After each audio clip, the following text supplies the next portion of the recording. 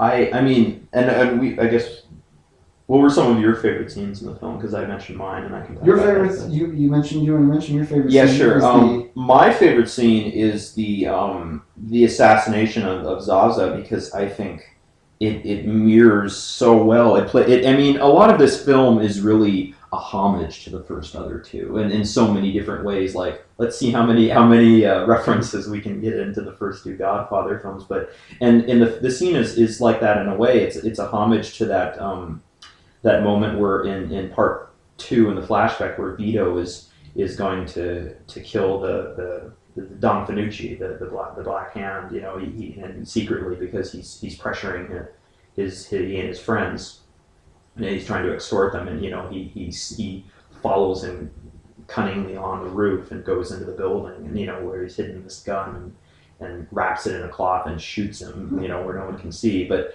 and in a way, it's almost a polar opposite. It's a way, kind of like Vito is doing it in secret versus his grandson, who's doing it. I mean, disguised as the police officer. But it's the action in it is the violence is so fluid, and I mean that's the thing about the Godfather films. They were violent for their times. In retrospect, I mean, compared to films like Goodfellas, they're pretty they're pretty lacking in overall violence. But when it hits, go see The Departed and Drive. Oh God! But when the violence, because of the sparsity of it, when the violence hits, it's just, oh God! The helicopter assassination scene, but definitely is one of them. But the moment in the procession, where one of the bearers of Mary and Jesus, is actually, I think it's Neri, he pulls out a shotgun, takes out one of the guards and all the other, and they just swarm on Zaza, and he doesn't know what to do, and I just love the way it was shot and it was handled. So it's one of my favorites. It's definitely the best homage they do to the first two, but they integrate it so well with the rest of the film. I agree. Yeah. I love that scene. Mm-hmm. I would not. Yes, I would. It's tough to argue that that's a bad scene. In fact, I can't do it. That's a terrific scene. Yeah. There are a few parts of this film that I particularly love. One of my favorite scenes, just singular shots for a period of time, is when we have returned to Italy and they're meeting with Don Tomasino. Mm-hmm. And that shot where they all are sitting there in the courtyard. Mm-hmm. I love that whole scene, that discussion that they're having. Yeah. I don't know really why, to be honest with you. I feel it just balances the other two very well. At least where Michael has come at this point. As you put, it's the first time we see a new Vincent. Yeah. Vincent is no the competent Godfather. Vincent. He's no longer a thug. Yeah. Just the way he sits, he's kind of laid back. Yeah, he's in command, he's in control, and he's, in a way. It's also, I believe, I think it shows Michael once again at a vulnerable stage of his life. He's sitting there, and once again he's receiving advice, seeking advice from Tomasino, who, interestingly enough, of all the people that Michael has ever run into, even Fredo, even if you include Fredo, Tomasino is one of the only people I think Michael wholly trusts. Yeah. Unbelievably, beyond any most other characters, this is a man who's been a Don in Sicily for, at this point, 30, 40 years. Yeah, because he's the one who takes over after Vito goes with in part two in the flashback. He goes with his family to Sicily to seek revenge on the people who hunted his family originally. He kills, what's his name?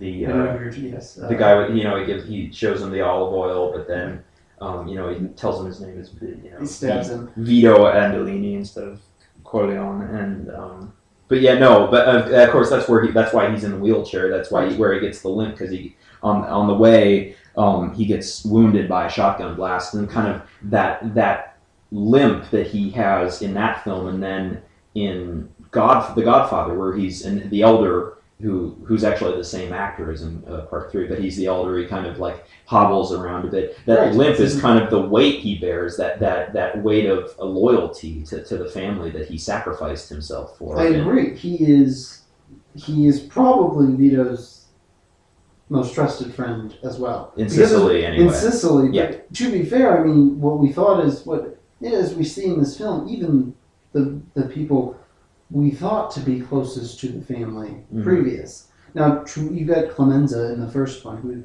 surprised to their surprise, they thought Clemenza was the one who would betray them. It turns out it's Tessio. Yeah, Tessio was smarter.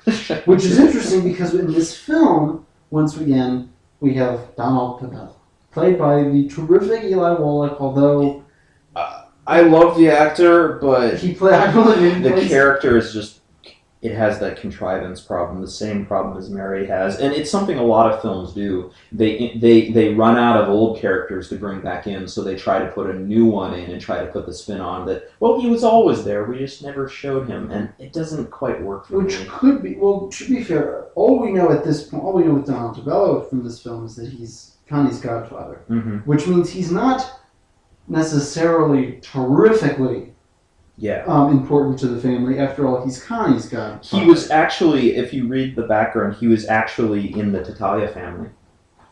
He's not in the same family as the Corleones. That's the family he was Don. But to be fair, being Connie's godfather, he's not as important as a man you would have be godfather of Sonny, Fredo's the second oldest, or Michael, the boys. Yeah. Fredo as a child, as a baby, you don't necessarily know is going to be a problem. Is going to be a problem. So either way, the boys are going to have close friends.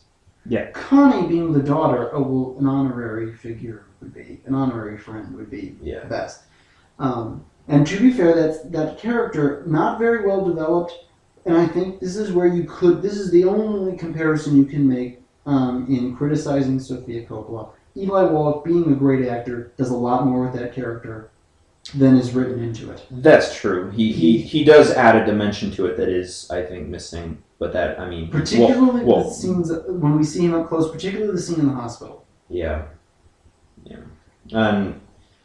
I mean, it's kind of the thing, like, it reminds me of Obi-Wan Kenobi in Star Wars, I mean, if you go back to the dialogue, it's not that stellar. George Lucas is not the best at writing dialogue, but Alec Guinness said, I tried to do what I could with it to make it sound better, and I think that's really perhaps the challenge that Eli was doing. Alec Guinness gets by on the fact that he's the only Brit in the Star Wars film who is a good guy. Yeah, this is true. No, but in this film, you've got that scene in which they're at Tomasino's. I love the vulnerability in Michael being there. You've got George Hamilton, who, again, there's another contrived character. He's obviously got to be there for the Immobiliare story. Yeah. But he's only there to replace the irreplaceable Tom. That's one thing we haven't talked about yet, is the absence of Tom Hagen, which, to be fair, wasn't a creative decision. It came from a conflict in Paramount not wanting to pay Robert Duvall as much as Al Pacino. I don't know where Tom's place in this film is, though. I don't know where that would have even been suitable. Because I don't feel like okay, you've got Robert Duvall back, but I feel like Tom's role would have been vastly diminished. Because they had to write Tom Hagen out and put Harrison's character in. George Hamilton. I think it's B.J. Harrison is the name of it. Yeah, that's the lawyer. Maybe, I think they might have diminished his role in the film, perhaps because he's a new character. They didn't give him quite... They made him more of a lackey than a contemporary to Michael. This has been a VS1 production.